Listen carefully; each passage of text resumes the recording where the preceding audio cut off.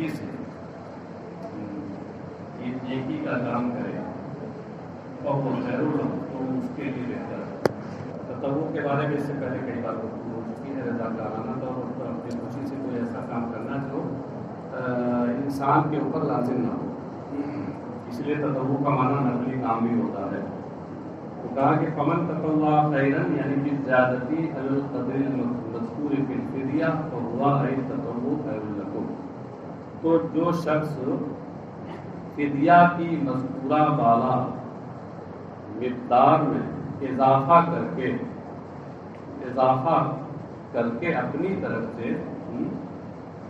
اپنی خوشی سے نیکی کرے تو یہ اپنی خوشی سے اس کا نیکی کرنا اس کے لیے بہتر ہے۔ وَأَن تَصُومُوا خَيْرٌ لَكُمْ،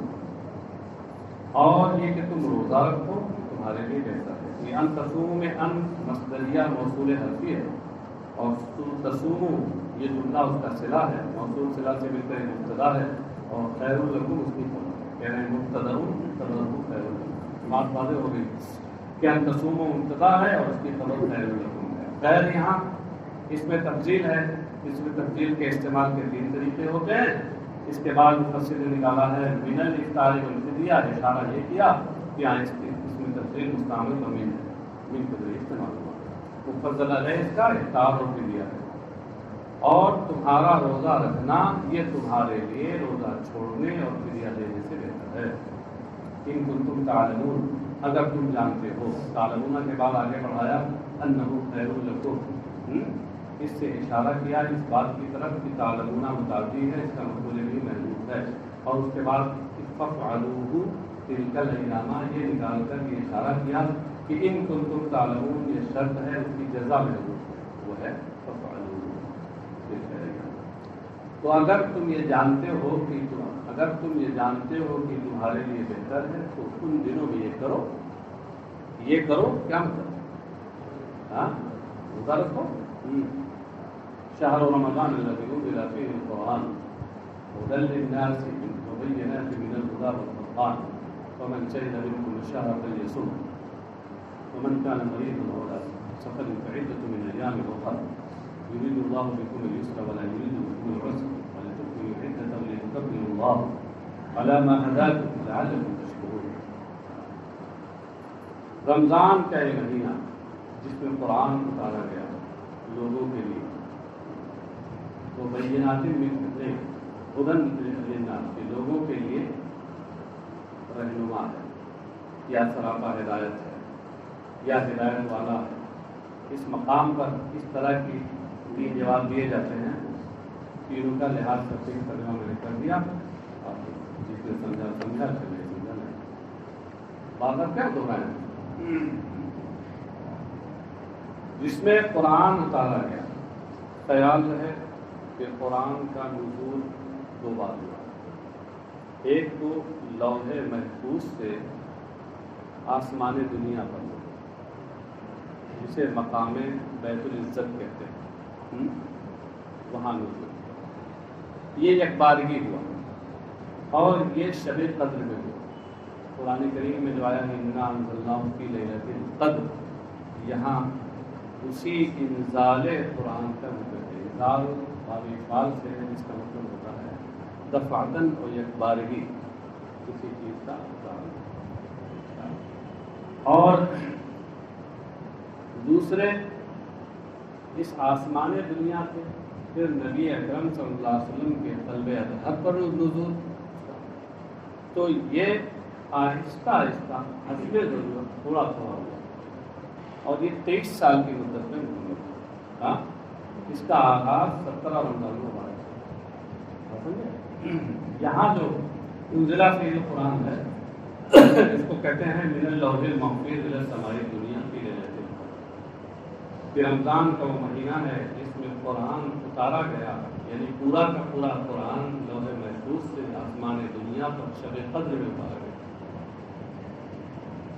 ہدن کہتے ہیں حالن ہادین من الضلالہ، ہدن یہ منصوب ہے حال ہونے کی وجہ سے، اور ہادین کے معنی میں ہے وہی اعتراض پڑا کہ ہدن مصدر ہے، اور مصدر وقت محض ہوتا ہے، وقت محض کا حمل اس میں ذات پر یہ صحیح نہیں، تو اس کے 3 جواب دیے جاتے ہیں، ان میں سے ایک جواب دیا انہوں نے کہ یہ ہدن مصدر بطور مجاز مرسل اس میں فاعل خادم کے معنی میں ہے، معنی حقیقی اور معنی مجازی کے درمیان علاقہ التعلق الاشتقاقی ہے، اشتقاقی تھا، یہ لوگوں کو گمراہی سے ہدایت دینے والا، وہ بینات آیات واضحات من الہدی والفرقان، اور یہ روشن آیتیں من الہدی ہدایت، یعنی مما یہدی الی الحق من الاحکام، یعنی ان احکام سے متعلق جو حق کی طرف حق کی رہنمائی کرتے ہیں۔ والفرقان، اس سے پہلے من نکال کر یہ اشارہ کیا کہ فرقان کا اصل یہاں خدا پہ ہے، جب خدا پہ ہے تو معطوف علیہ سے جس چیز کا تعلق ہوگا معطوف کا تعلق بھی بواسطے ہم تک سے ہوتا ہے، اس لیے من نکال کر اشارہ کیا کہ یہاں اس کا اصل خدا پہ ہے۔ اور فرقان کے معنی کیا ہے؟ مما یفرق بین الحق والباطل، یعنی وہ چیز کہ جو حق و باطل کے درمیان فرق و امتیاز کرتی ہے۔ فمن شہد منکم الشہر، شہیدہ کا معنی حضور، شہود کا معنی حضور ہوتا ہے، گواہ کو بھی گواہ اس لیے کہا جاتا ہے کہ موقع پر حاضر ہوتا ہے، اس لیے ثابت ہو جائے کہ حاضر نہیں تھا تو پھر گواہی حاضر مانی جائے گی۔ فمن شہد منکم الشہر، تو تم میں سے جو اس مہینے میں حاضر ہو، یعنی مہینہ جو پائے، فل یصم ہو تو اسے اس کا روزہ رکھنا چاہیے۔ ومن کان مریضا او علی سفر فعدۃ من ایام اخر، اور جو بیمار ہو، بیمار کا مطلب یہ نہیں کہ صرف چھینک آ رہی ہو، ایسی بیماری میں ہو تو روزہ رکھنا اس کے لیے مضر ہو، یعنی رکھ نہ سکتا ہو، جان پر بنائے، یا یہ ہے کہ اگر رکھے گا تو بیماری میں اضافہ ہوگا، یہ ایسا مریض مراد ہے، یہ نہیں کہ ذرا سا زکام ہو گیا ٹھیک آ گئی بیمار ہے۔ ومن کان مریضا، اور جو بیمار ہو، اور سفر یا سفر میں ہو، سفر سے مراد وہی سفر شرعی، فعدۃ من ایام اخر، تو اس کی گنتی دوسرے دنوں میں ہے۔ تقدم مثلہ، یعنی اسی جیسی آیت گزر چکی ہے، مطلب ہے کہ وہاں تفصیل بھی گزر چکی ہے، تو اس کی گنتی دوسرے دنوں میں پوری کرنی ہے۔ اب سوال یہ پیدا ہوا کہ جب گزر چکا ہے تو دوبارہ اس کو لانے کی کیا ضرورت؟ من کان مریضا او علی سفر یعنی کر رہو لئلا یتوہم نسبہ بتعمیم من شریعہ، پھر اس کو مکرر اور دوبارہ ذکر کیا تاکہ یہ وہم نہ ہو کہ یہ منسوخ ہے، ادھر کا حکم تو منسوخ تھا، آیت منسوخ، تو اب وہاں جب وہ آیت پوری منسوخ ہو گئی تو اس میں من کان مریضا او علی سفر وہم یہ ہوگا کہ یہ بھی منسوخ ہے، حالانکہ یہ حکم منسوخ نہیں ہے، اس نے اس کو مقرر ذکر کیا تاکہ یہ وہم نہ ہو کہ وہ منسوخ ہے۔ اس سے بتعمیم من شہدہ، من شہدہ کے تعمیم کی وجہ سے یہ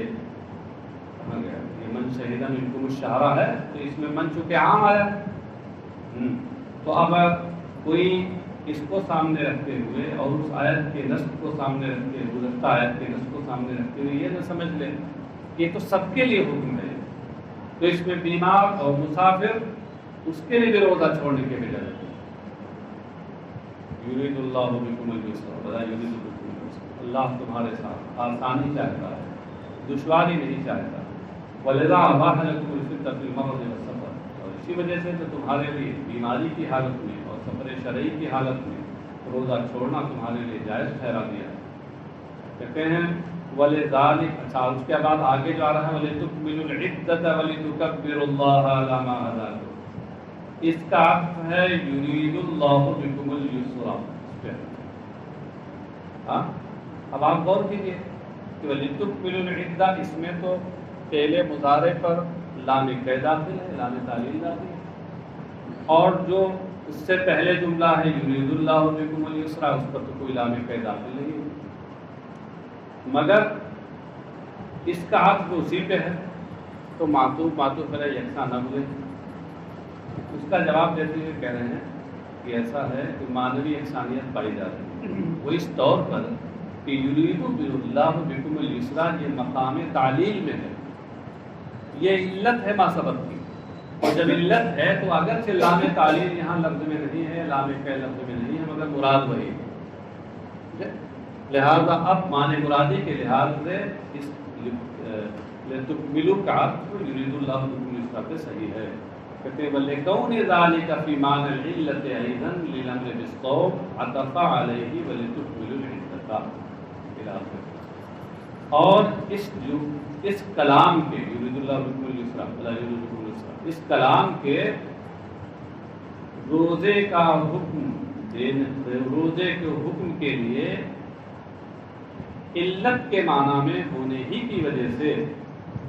اس پر عطف کیا وَلِتُكْمِلُوا الْعِدَّةَ کا۔ ہاں وَلِتُكْمِلُوا اس میں دو قراءتیں ہیں، تخفیف کے ساتھ یہ باب افعال سے پہلے مضارع ہے، اور تشدید کے ساتھ یعنی وَلِتُكَمِّلُوا یہ باب تفعیل سے پہلے مضارع ہو، معنی اور تاکہ تم گنتی پوری کرو عدۃ صوم رمضان، تاکہ تم رمضان کی گنتی پوری کر لو، وَلِتُكَبِّرُوا اللَّهَ عِندَ إِكْمَالِهَا، اور گنتی کی پوری کرنے کے وقت تم اللہ کی بڑائی بیان کرو، عَلَىٰ مَا هَدَاكُمْ أَرْشَدَكُمْ لِمَعَالِمِ دِينِهِ، اس پر کہ اس نے تمہیں ہدایت دی، یعنی اپنے دین کی نشانیوں کی رہنمائی کی۔ اب یہاں اس کی بڑائی بولو تو اس کے دو معنی بتائے گئے ہیں، یا تو یہ مراد ہے کہ سارے روزے پورے مہینے کے آپ نے رکھ لی اور اب اس پر بڑائی بولو، تو اس سے گویا مراد ہے عید الفطر کی تکبیریں جس میں اللہ کی بڑائی ہو، اور یا پھر یہ مراد ہے کہ اگر تم بیمار ہو گئے ہو یا سفر میں ہو اور اس وقت روزہ نہ رکھ سکے، بعد میں تم نے قضا کر لیا، تو اب اللہ کا شکر ادا کرو، اس کی بڑائی کرو۔ وَلَعَلَّكُمْ تَشْكُرُونَ اللَّهَ عَلَىٰ ذَلِكَ، تاکہ تم اس پر اللہ کا شکر ادا کرو۔ اس میں جلال کی کار کر رہی مقبول بھی منظور کی طرف اشارہ کیا۔ آگے آیت ہے وَإِذَا سَأَلَكَ عِبَادِي عَنِّي فَإِنِّي قَرِيبٌ، اس کی شان نزول بتا رہے ہیں، اس کا سبب نزول بیان کرتے ہوئے کہتے ہیں کہ ایک جماعت نے نبی اکرم صلی اللہ علیہ وسلم سے پوچھا اقریب ربنا فننادیہ ام بعید فننادیہ فنظر، کیا ہمارا رب قریب ہے کہ ہم اس سے مناجات کریں؟ جو قریب ہوتا ہے اس سے چپکے چپکے باتیں کی جاتی ہیں، مناجات کی جاتی ہے،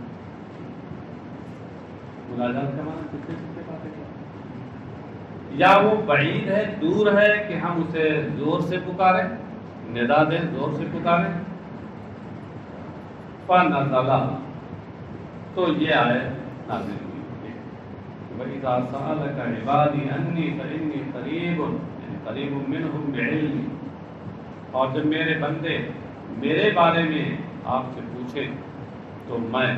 ان کے قریب ہوں، فَإِنِّي قَرِيبٌ مِّنْهُمْ، میں ان کے قریب ہوں۔ اچھا یہ لفظ جب بولا جاتا ہے کہ قریب ہوں تو اس سے عموماً ذہن جاتا ہے کہ جسمانی اعتبار سے قریب، کہ اللہ تبارک و تعالیٰ کی صفات ہے، تو یہاں قریب ہونے کا مطلب کیا ہے کہ میرا علم قریب ہے، میں جانتا ہوں تو فإنی قریب منہم بعلمی، اپنے علم کے ذریعے میں ان کے قریب ہوں۔ فأخبرہم بذالک، لہذا آپ انہیں اس سے باخبر کر دیجیے۔ یہ فأخبرہم بذالک سے اشارہ یہ کیا کہ اصل میں فإنی قریب، یہ اذا کا جو جواب ہے اس صورت میں بنے گا جب اس سے پہلے اخبر نکالا جائے، اب پورا جواب یوں ہوگا کہ اذا سألک عبادی انی فأخبرہم انی قریب منہم، جب میرے بندے میرے بارے میں آپ سے پوچھیں تو آپ انہیں بتا دیجیے کہ میں ان کے قریب ہوں۔ اجیب دعوت الداعی اذا دعان، فَلْيَسْتَجِيبُوا لِي وَلْيُؤْمِنُوا بِي لَعَلَّهُمْ يَرْشُدُونَ، میں دعا کرنے والے کی دعا کو قبول کرتا ہوں۔ اذا دعانی، جب وہ مجھ سے دعا کرے، دعانی میں نون وقایا ہے اور یا ضمیر متکلم تخفیفاً حذف ہو گئی، کسرہ باقی رکھا گیا تاکہ آئے محذوفہ کو بتائے۔ الداعی، یہ یہاں یا حذف ہو گئی تخفیفاً، کیونکہ اس میں منقوص جب معرب باللام ہو تو عام طور سے وہاں یا اور حرف علت کا حذف جائز ہے، واجب نہیں، جائز، کوئی اور ضابطہ نہیں ہے اس کے لیے، اس لیے آپ سرفی ضابطے اور قاعدے میں تلاش کیجیے کہ کیسے یا گر گئی، تعلیل کیسے ہو گئی، کون سے قاعدے سے، کوئی الگ سے قاعدہ کے لیے تخفیفاً ہے یہ، اور یہ تخفیف کہاں ہوتی ہے؟ جب یہ معرب باللام ہو، اس میں منقوص فاعل کے حضرت اجیب دعوت الداعی اذا دعان، میں دعا کرنے والے کی دعا قبول کرتا ہوں جب وہ مجھ سے دعا کرے، قبول کرتا ہوں، کیا مطلب ہے قبول کرتا ہوں؟ بِإِنَالَتِهِ مَا سَأَلَ، جو چیز اس نے مانگی ہے وہ اسے عطا کر کے، انالا اس کا معنی اعطاء، انالا ینیل انالۃ، باب فعل سے اعطاء کے معنی، یہ باب وہی بائے تصویر ہے یا بائے سببی ہے، آپ کا ذوق جو چاہے پسند کرے کر لیں، دونوں کو پسند کرے تو بارے بارے دونوں کو کر لیں۔ فَلْيَسْتَجِيبُوا لِي،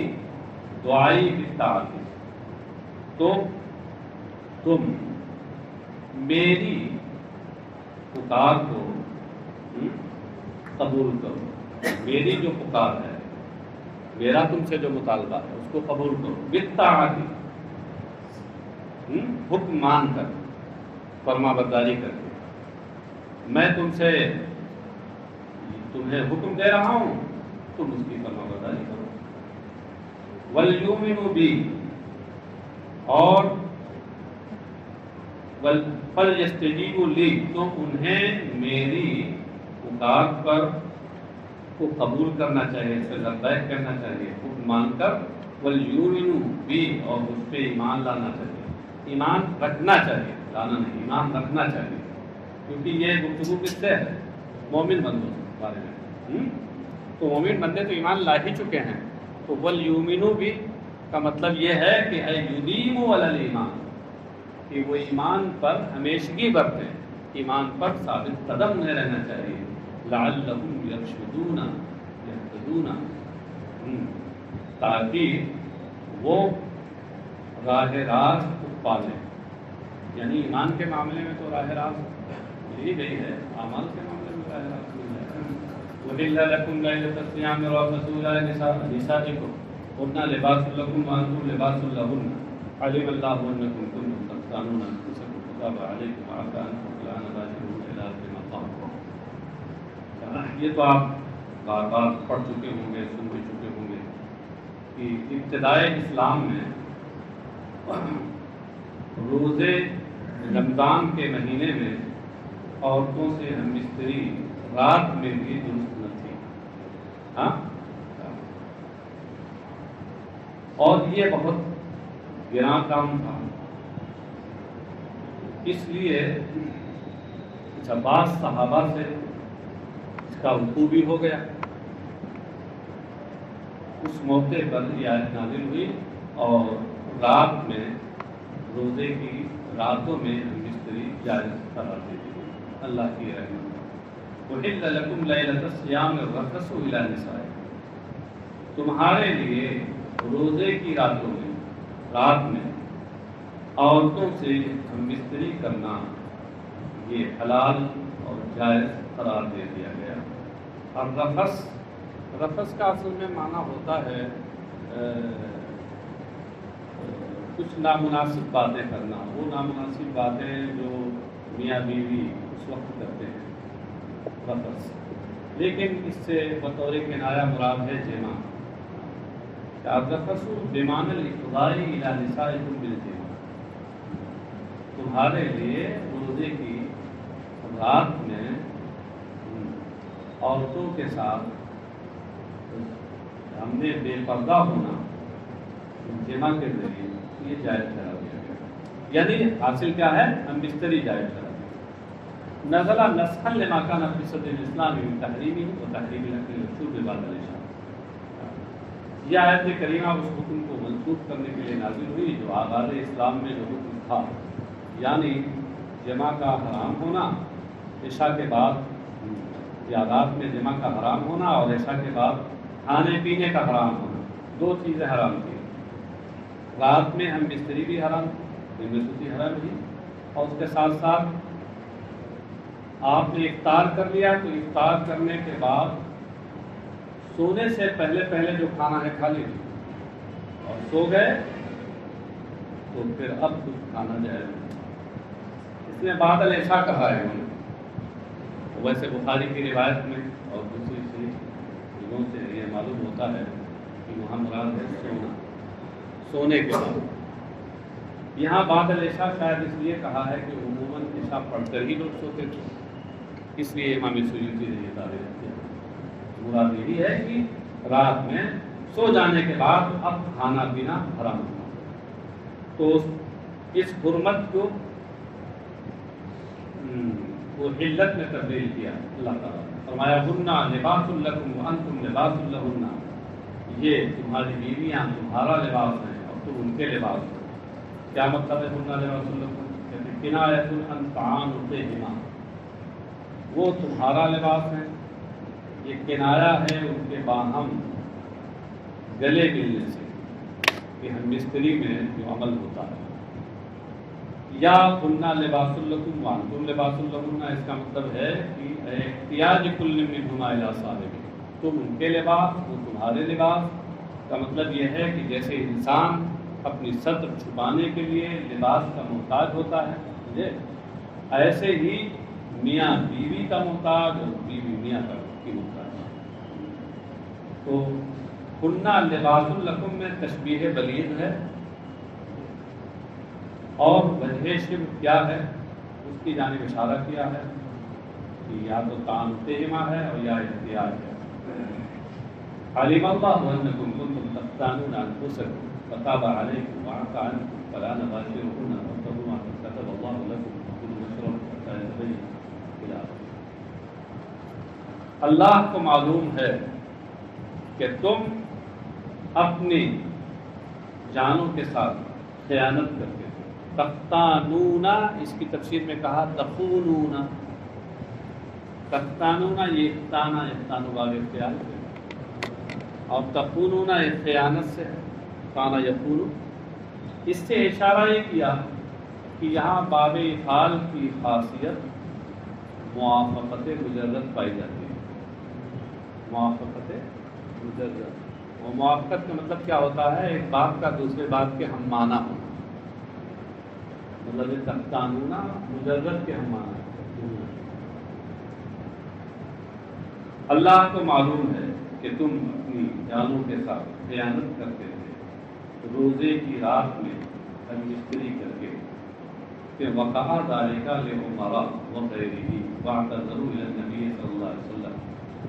اس طرح کا معاملہ حضرت عمر اور دیگر صحابہ کے ساتھ درپیش ہوا، ان کو پیش آیا، انہوں نے نبی اکرم صلی اللہ علیہ وسلم بارگاہ میں اس کا عذر بیان کیا۔ ایک بار حضرت عمر سے یہ ہو گیا تو انہوں نے بہت سی قبیلہ خاطر تھے، سرکار کی بارگاہ میں حاضر ہوئے دن میں، اور سرکار سے یہ بات سرکار کے سامنے رکھی۔ جب حضرت عمر نے رکھی یہ بات تو اور جو حاضرین تھے انہوں نے بھی اپنے اپنے باتیں رکھے، کثیر لوگوں سے یہ ہوا تھا۔ تو اس وقت یہ آیت نازل ہوئی، فتاب علیکم وعفا عنکم، تو اس نے تمہاری توبہ قبول کر لی، تاب علیکم قبل توبتکم، ترجمہ کر دیا، وعفا عنکم، اور تمہیں معاف کر دیا۔ فالآن باشروہن، فالآن تو اب کا مطلب کیا ہے؟ اذا احل لکم، اب جب کہ تمہارے لیے یہ حلال کر دیا گیا باشروہن جامعوہن، تو تم ان کے ساتھ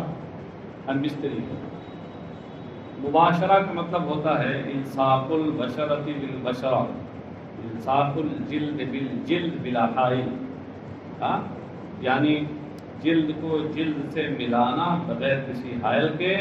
یہاں مباشرت سے بطور کنایہ جمع مراد ہے۔ جامعوہن وابتغوا یعنی اطلبوا ما كتب اللہ لکم، اور اللہ نے تمہارے لیے جو لکھا ہے اسے طلب کرو اور تلاش کرو۔ تمہارے لیے لکھا ہے، لکھا اس کا کیا مطلب ہے؟ اے اباحہ من الجماع۔ کتبہ میں دو احتمال ہے کہ کتبہ بمعنی اباحہ ہو یا کتبہ بمعنی قدرہ ہو۔ اگر کتبہ بمعنی اباحہ ہے تو ما سے مراد یہاں جمع ہے، اور کتبہ بمعنی قدرہ ہے تو ما سے مراد یہاں ولد ہے۔ اب ترجمہ یہ ہوگا کہ اور اس ہم مستری کو طلب کرو کہ جو اللہ نے تمہارے لیے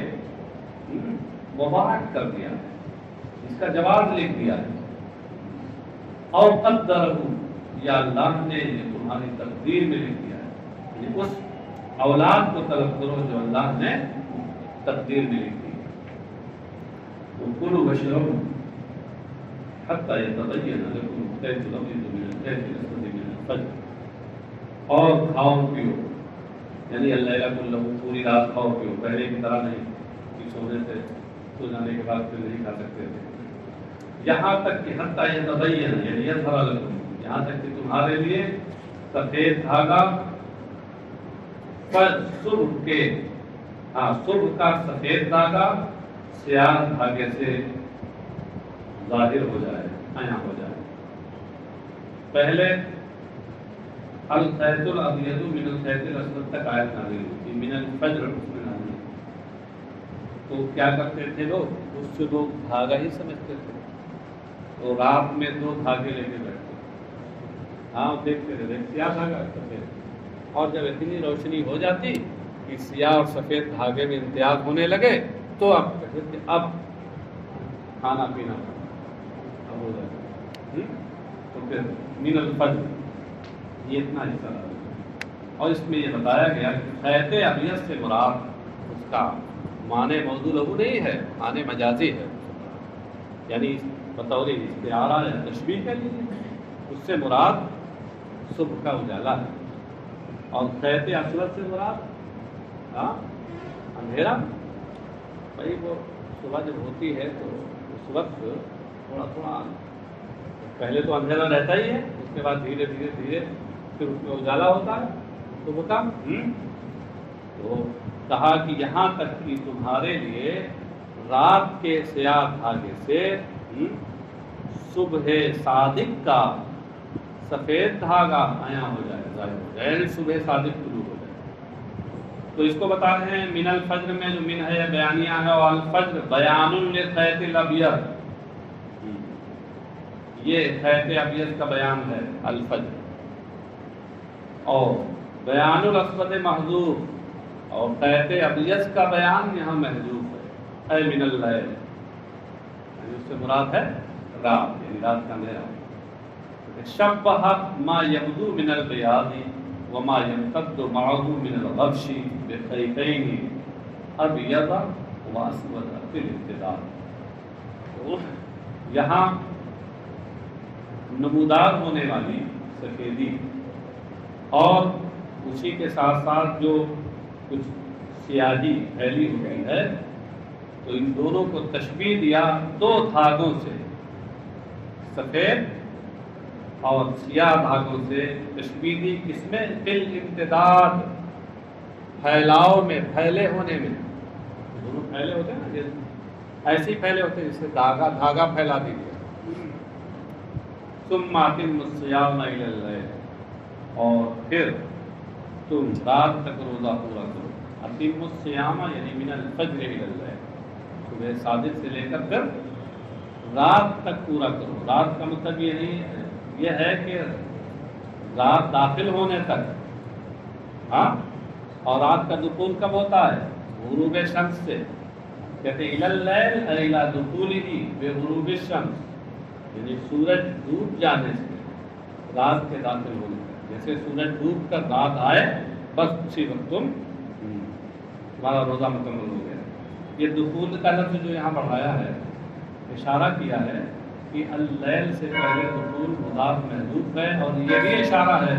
کہ یہاں الی اللیل میں الا